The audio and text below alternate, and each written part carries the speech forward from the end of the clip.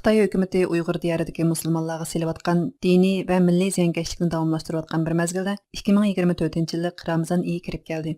Xitoydan başqa dövlətlər musulmonlarning bu qutlug Ramazan iyiga hörmət bildirdi, tiləklər tiledi.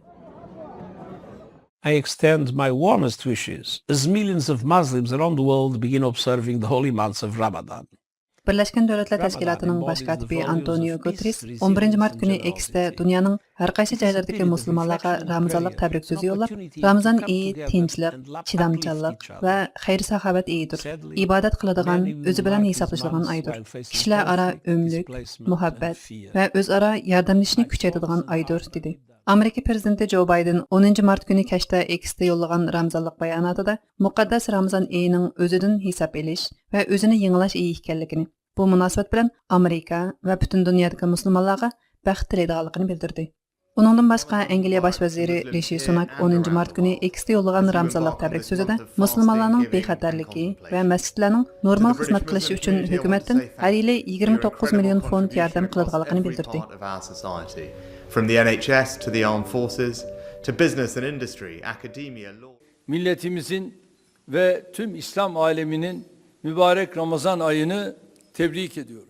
Türkiye gizligi chiqqan xabarga asoslanganda Türkiye prezidenti Recep Tayyip Erdoğan 11 Mart günü Ramazanlık tileklerini bildirib, inşallah Ramazan iyi Türkiye ve başka devletlardagi musulmonlarga rahim shafqat, inhaqlik va nijotlik elib kelgay degan. Türkiye Diyanet İşleri Ministri Ali Erbash Ramazanlık tileklerida bütün dunyodagi musulmonlarni G'azzadagi va Sharqiy Turkistondagi musulmonlarning azobini oxirlashtirishga chaqirgan. Xitoy matbuotlarida Ramazan iyi haqida hech qanday uchur berilmagan bo'lib, hatto Xitoy mamlakatlik islom jamiyatimi bu haqda hech narsa e'lon qilmagan. Xitoy Kompartiyasining bosh sekretari Xi Jinping va uningdan burunqilami musulmonlarning bu muqaddas kunlari haqida azaldan hech nima demagan. Balki yaqinqi yillardan buyon Xi Jinpingning dinlarni xitoychilashtirish siyosatining Uyg'ur diyoridagi musulmonlarni texmi qiyin vaziyatga qo'yganligi ma'lum. Xitoyning bu qitimqi ikki yig'inida Mashinruyning muxbirlarga Xinjiangda islom dinini xitoychilashtirish muqarrar bir yuzlanish deganligi Uyg'ur va boshqa musulmonlarning Ramazon oyida ro'za tutish u yoqda tursin, hatto o'z e'tiqodini saqlab qolishning naqadar qiyin bo'ladiganligidan bishorat bergan edi.